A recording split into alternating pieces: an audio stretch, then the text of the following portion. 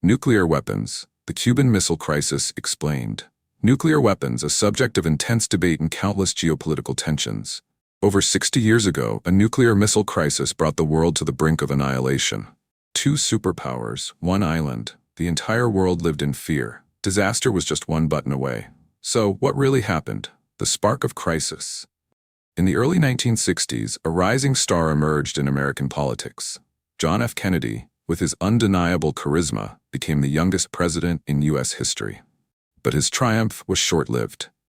The first major challenge of his presidency arrived within 3 months of his inauguration, a test rooted in interests tied to Cuba, particularly during the dictatorship of Fulgencio Batista in the 1950s. But then came the storm of revolution. In January 1959, Fidel Castro and his revolutionary forces marched into Havana, toppling the pro-American regime. With bold policies and a vision for an independent, self-reliant Cuba, Fidel Castro became a hero to his people. A hero to Cuba, a threat to the U.S.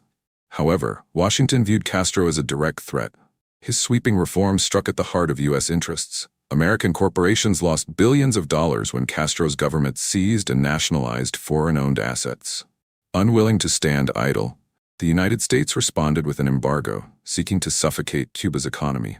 By April 1961, newly elected President Kennedy authorized a top-secret CIA plan to remove Fidel Castro from power. The operation was set in motion with $13.1 million in funding. A special unit called Brigade 2506, comprising 1,400 Cuban exiles, was trained and armed by the CIA. On April 17, 1961, they covertly landed on the shores of Playa Girón in the Bay of Pigs. The Bay of Pigs disaster. Washington anticipated a popular uprising. They believed Castro's government would collapse within 72 hours. But they made a critical miscalculation. Fidel Castro knew everything in advance. The invasion failed spectacularly within just 3 days. Over 1,100 mercenaries were captured alive. After their capture, the invaders were paraded before the public as symbols of American failure. Kennedy not only suffered a severe blow to his personal credibility, but also unintentionally elevated Fidel Castro into a national hero, a symbol of international resistance. The most serious consequence? Cuba had now fully aligned itself with America's rival across the geopolitical chessboard. Cold War context. Following World War II, the Soviet Union and the United States engaged in a silent struggle known as the Cold War. There was no direct combat between the two superpowers. Instead, they backed opposing sides in numerous proxy wars across the globe, competing for influence in every corner of the world map. Nuclear weapons became the centerpiece of this rivalry. Both nations poured resources into expanding their arsenals, not to strike first, but to deter the other. Yet, there was a significant disparity. The Soviet Union lagged far behind the United States in both the number of nuclear warheads and the ability to deploy them effectively. By 1959, the U.S. had gained a strategic advantage, deploying 30 nuclear missiles in Italy and an additional 10 in Turkey. With a single launch order, these missiles could strike Soviet territory within minutes. Despite this edge, Kennedy remained uneasy. The Soviet Union was led by an experienced and ambitious political strategist, Nikita Khrushchev, a calculated opponent. Nikita Khrushchev was no novice in the game of geopolitical chess. Having survived Stalin's brutal purges, Khrushchev had honed his skills in navigating treacherous power dynamics. To him, Kennedy seemed like a leader he could exploit. The disastrous Bay of Pigs invasion only reinforced this perception. A Soviet advisor once remarked that Kennedy was too young, too intellectual, and inadequately prepared to handle crisis situations. Khrushchev, emboldened by this assessment, grew more confident. "I'm certain Kennedy lacks a solid foundation. Overall, he doesn't have the courage to stand up to a serious challenge," Khrushchev concluded. With this belief, he prepared to push his advantage even further. And Cuba was the perfect opportunity. A communist regime just 150 kilometers off the U.S. coast, led by a figure eager to embrace Soviet sponsorship. More importantly, it was a strategic springboard to level the playing field with the United States. No longer just a small island, Cuba had become a dangerous pawn edging closer to American shores. From this point onward, every move carried immeasurable risks. The world had officially entered a perilous chess match. By the summer of 1962, life in Washington, Moscow, and Havana carried on as usual. Yet beneath this calm facade, a storm was brewing. Operation Anadir, a secret gamble. From the Kremlin, Khrushchev issued the command for a top-secret operation to deploy nuclear missiles in Cuba. Every step had to be meticulously planned. If the U.S. discovered the mission too early, the entire plan would collapse. Codenamed Anadir. After a river in Siberia, the operation's name was intended to mislead both the Soviet military and U.S. intelligence into thinking it was related to an Arctic mission. Soviet transport ships, disguised as civilian freighters, departed Soviet ports carrying thousands of soldiers and critical equipment. Despite the elaborate deception, Washington began to grow suspicious. In September 1962, U.S. intelligence identified suspicious Soviet ships heading toward Cuba. But it wasn't until October 14th when surveillance photos taken by a U-2 spy plane revealed shocking evidence that the CIA was alarmed. On the ground, ballistic missile launch sites were under construction. These missiles could strike New York, Washington, and half of the United States. The evidence was undeniable. The Soviet Union had deployed nuclear missiles to Cuba. Now, Moscow had the ability to strike America as quickly as Washington could strike them from Italy or Turkey. On October 15th, the CIA delivered an urgent report to the White House. President Kennedy immediately convened the Executive Committee of the National Security Council. ExComm deliberations begin. Generals, advisors, and diplomats all gathered, each offering different perspectives. But everyone shared one grim understanding. Their decisions in the coming days would determine the fate of humanity. What none of them knew was that Kennedy was secretly recording every meeting.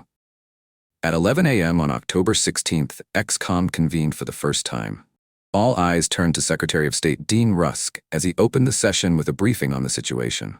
Options were weighed carefully, including the possibility of a full-scale assault to destroy all of Cuba.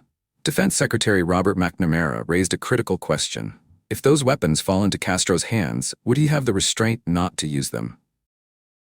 Opinions clashed, and no one could settle on a definitive course of action. The meeting ended without a resolution. It was clear to all that this was no ordinary crisis. The question was no longer whether the Soviet Union would back down, but whether the United States was willing to push the situation to the brink of nuclear war. 4 paths forward. On the morning of October 17th, President Kennedy was presented with 4 potential courses of action. 1. Issue an ultimatum to warn the Soviets. 2. Launch immediate airstrikes on missile sites and then negotiate with the Soviet Union.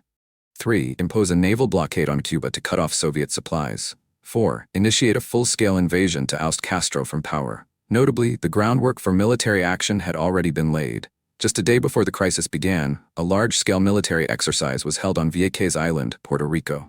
The exercise simulated an assault on a fictitious nation ruled by a dictator named Osrak, a name that, when reversed, revealed its true target, Castro. Now, preparations for an invasion were at their peak. The Navy, Air Force, Special Operations Units, and reconnaissance teams were all on high alert.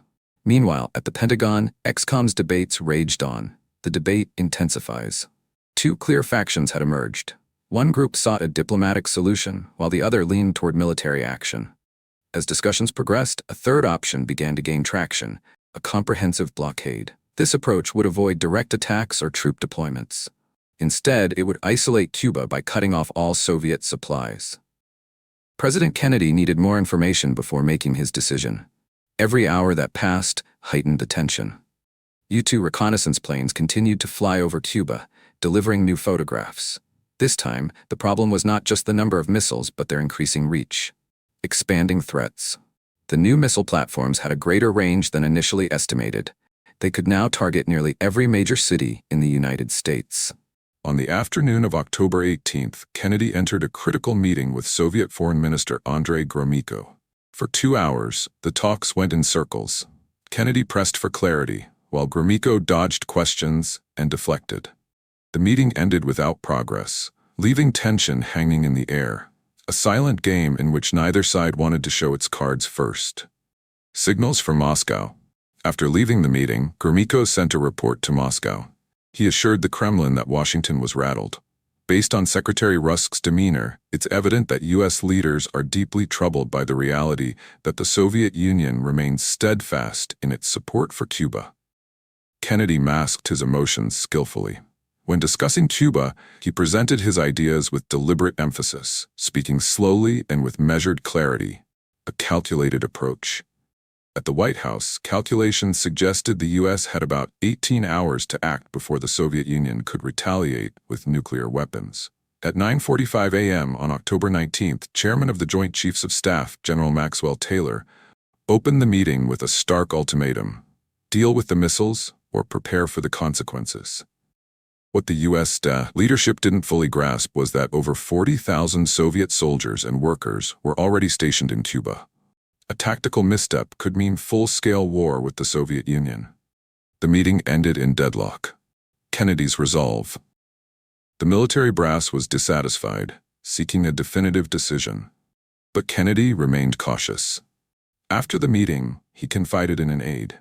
"These brass hats have a great advantage. If we follow their advice and do what they want, none of us will be around to tell them they were wrong."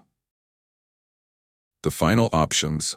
On October 20th, the National Security Council convened for its 505th meeting. This time, there were no tapes, only minutes. The choices were now reduced to two: a blockade or a preemptive airstrike on Cuba. The debate shifted dramatically when Secretary of State Dean Rusk rejected the airstrike option, arguing that it would make the U.S. look like an aggressor. Defense Secretary McNamara supported the blockade, reasoning that it allowed the U.S. to control the situation while avoiding an all-out war. Even the terminology was carefully considered. Blockade sounded too much like an act of war, so the U.S. opted to call it a quarantine. Decision and preparedness. By noon on October 21st, ExComm held its final meeting. The quarantine decision was officially approved. The U.S. would announce it on October 22nd. If the Soviet Union didn't back down, Washington was prepared to escalate to airstrikes and a full-scale invasion. The entire United States entered high military alert. The defense condition, DEFCON, was raised to the second highest level, just 2 steps away from nuclear war. Every branch of the military stood ready, knowing full well that World War III could erupt at any moment.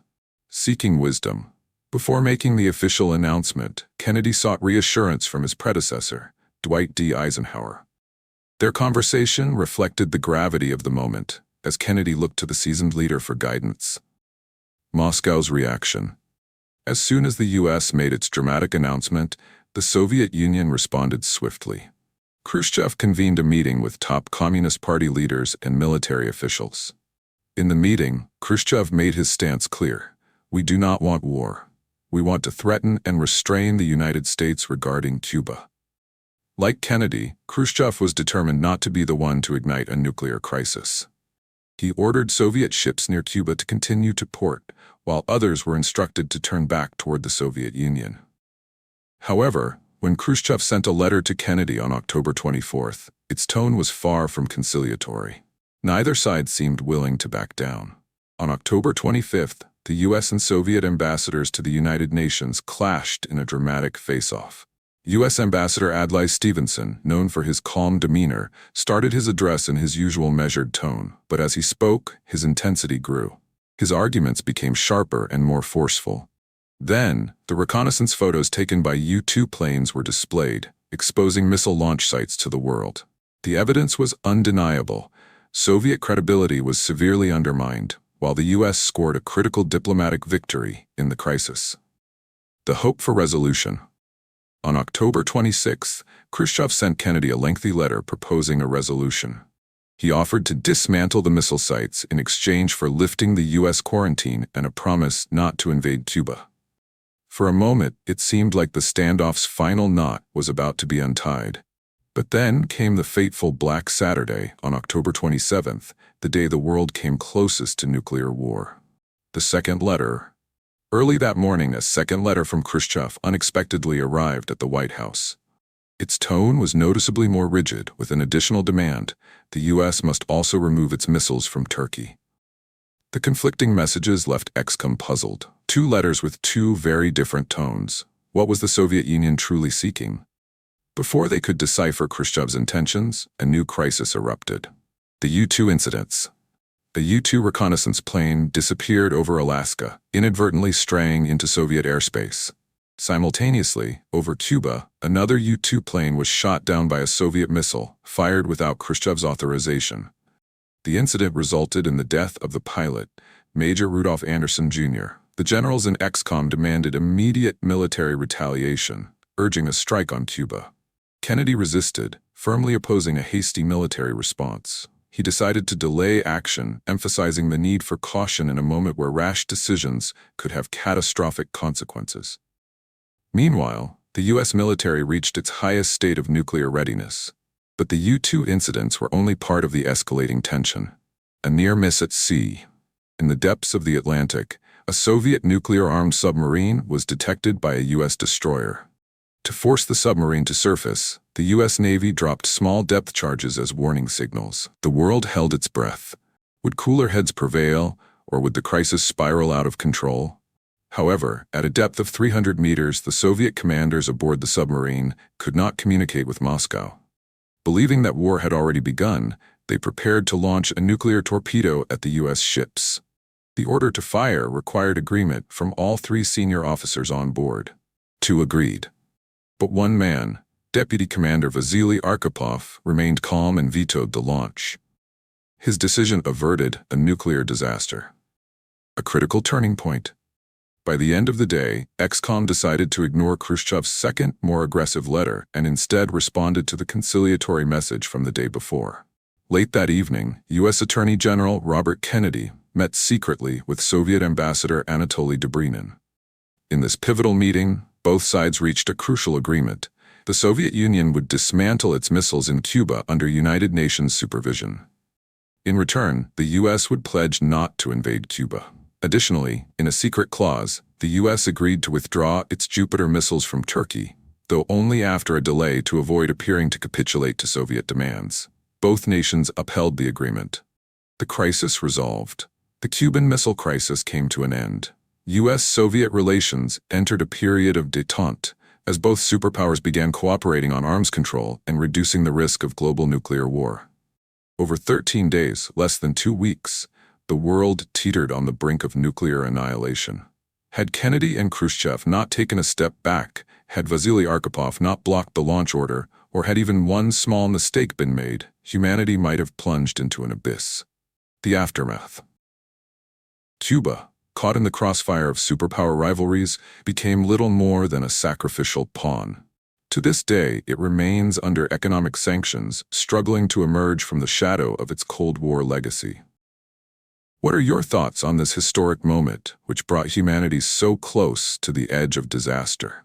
Share your perspective in the comments below, and let's discuss. Thank you for watching, and see you next time.